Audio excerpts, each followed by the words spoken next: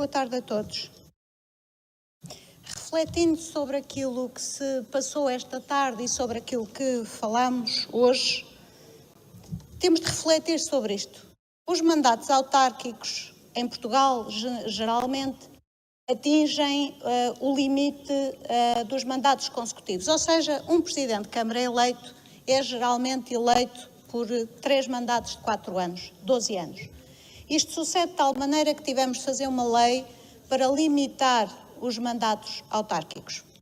Essa é a realidade, mas isso não sucede nos mandatos legislativos, ou seja, é muito raro em Portugal um Primeiro-Ministro voltar a ser reeleito, é raro, são poucos aqueles que conseguem e não existe, até ver, ninguém que tenha conseguido fazer 12 anos consecutivos. Então, o que é que se passa nas autarquias, uma vez que as pessoas votam simultaneamente para as autarquias e para as legislativas, que as faz decidir de forma tão diferente? O que é que faz um lisboeta votar consecutivamente num candidato autárquico, mas não o fazer relativamente a umas legislativas? É a natureza do poder que é bastante diferente. As pessoas são muito realistas sobre aquilo que é ser Presidente de Câmara. Não têm a ilusão de que os problemas graves, estruturais, se resolvam imediatamente num mandato, nem em 2, e às vezes dão-lhe o benefício da dúvida de ir a um 3º mandato. Os cidadãos em Lisboa deram esse mandato de confiança aos anteriores Presidentes de Câmara e tudo leva a crer que também o façam relativamente a este Presidente de Câmara. Essa situação só deixa de ocorrer quando um Presidente de Câmara é visado em algum processo muito complicado, corrupção, etc., ou suspeitas do mesmo, ou de algum facto tão grave e tão notório que interrompa esse ciclo normal. Portanto, o normal é que os lisboetas, assim como os cidadãos das outras cidades, deem esse voto de confiança a um Presidente de Câmara. Isto significa que, atualmente, perante este mandato, nós podemos estar nesta Assembleia, e isso não creio que nos prestigie muito, a fazer exigências absolutamente inexequíveis a este Executivo. Os lisboetas não pensam assim. Se os lisboetas não acham que o problema da habitação, ou da mobilidade, ou da saúde, ou das pessoas sem abrigo se resolve de um dia para o outro, eu creio que também não fica bem a nenhum partido político chegar aqui esta tarde e fazer exigências que o comum dos lisboetas não faz. Fazendo esta análise sobre os mandatos autárquicos e de porque é que duram, em geral, 12 anos e do voto de confiança que as populações dão aos seus autarcas eleitos, essa confiança que existe da proximidade e do conhecimento que não se verifica, repito, relativamente aos primeiros-ministros eleitos, e fazendo uma análise sobre aquilo que se passou, acho que é obrigatório que se diga aqui que, em grande medida, essa confiança existe por causa da específica personalidade e maneira de ser do nosso Presidente de Câmara, que percebe muitíssimo bem que um político atual e um autarca eleito não fala para as claques, não fala para os ultras, fala para uma cidade inteira que sabe da dificuldade do exercício do cargo e que tem expectativas muito realistas sobre aquilo que deve ser um Presidente de Câmara e, no caso, um Presidente de Câmara em Lisboa. Carlos Moedas foi eleito, não havendo expectativas nesse sentido, justamente porque era bastante diferente. E, a despeito de algumas coisas que se disseram nesta Assembleia, continua a ser esse Presidente bastante diferente e inovador. Toda a gente lhe reconhece a capacidade de fazer, a seriedade e a credibilidade, a capacidade de decisão. Nestes 2 anos foi notório que houve prioridades. Podem não ser aquelas elencadas aqui ou aquilo que seriam prioridades para algumas das forças políticas ou que representam pessoas com essas prioridades, mas as prioridades deste Executivo foram absolutamente claras.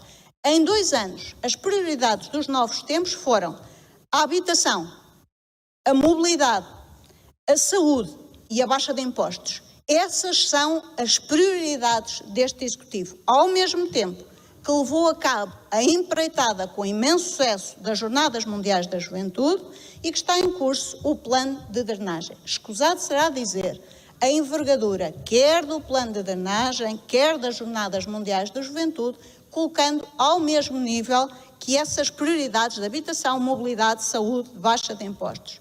Depois, naquilo que eu acho que é uma segunda linha, mas que é uma aposta notória destes novos tempos, a inovação, com os prémios e o posicionamento que começa a ser reconhecido, e também uma aposta na cultura. Este projeto de um teatro em cada bairro é um projeto inovador e potenciador das artes criativas em cada bairro. Em cada bairro, as populações começam a perceber que há um sítio onde se podem organizar, há uma estrutura física onde se podem organizar. E é assim que as pessoas começam a ter ideias, se souberem que há um sítio onde podem fazer teatro, onde podem fazer música, onde podem recitar poesia. É assim que se desperta uma população, nomeadamente os mais jovens, para a cultura. E aqui tenho mesmo de fazer uma referência a algumas palavras que ouvi sobre o Chega, que disse que não tem interesse nenhum porque não dá dinheiro. A cultura pode dar dinheiro, pode não dar dinheiro, mas esse claramente não é o critério. Criar em bairros a oportunidade para que jovens e menos jovens se reúnam e produzam cultura é, do meu ponto de vista, uma das grandes apostas deste Executivo, e em nada nos revemos com aquilo que foi a visão que o Chega apresentou aqui, que entende que a cultura é uma coisa que só serve para dar dinheiro. Nada disso, nada disso. É uma forma de unir as pessoas, de as afastar às vezes de caminhos muito menos interessantes, de lhes dar asas e capacidade crítica. E também mostra outra coisa. Este Executivo não tem receio da capacidade crítica das pessoas, convive muito bem com a crítica. Mas se falarmos aqui sobre Executivo, também é forçoso que se fale sobre a oposição. E a oposição tem vindo a dar, se me permitem, maus sinais, nomeadamente porque ligo àquilo que comecei por dizer. Em geral, um Presidente de Câmara é eleito sucessivamente, justamente porque as pessoas têm da ideia do mandato pretensões muito realistas. E eu penso, não me cabe a mim dar orientações estratégicas ao PS, mas vendo de fora que um recente artigo, por exemplo, da senhora vereadora Inês Drummond, saído no Expresso, em que dizia: Presidente da Câmara com pensamento pequenino é velhaco e dançarino, sendo que o título do artigo era a coisa mais simpática que lá vinha, porque dali por ali abaixo só piorava. E as afirmações hoje também aqui feitas pela senhora Presidente de Junta, Carla Madeira, em que chamava ao senhor Presidente ilusionista e fez efetivamente aqui uma ligação, do nosso ponto de vista, nova entre a atuação da Câmara e um morto no Bairro Alto, é uma ligação perigosa. Mas este tipo de rumo da oposição não é rumo nenhum, é desnorte. Porque o insulto, a difamação, a falta de nível e de apresentação de propostas alternativas não nos parece ser, ao fim de 2 anos de mandato, a melhor forma de convencer os lisboetas de que têm um projeto alternativo para a cidade. Não é com injúrias, nem com difamação, nem a chamar ilusionista ou velhaco ao Presidente da Câmara, penso eu, se convence os lisboetas de que este não é o melhor rumo para a cidade.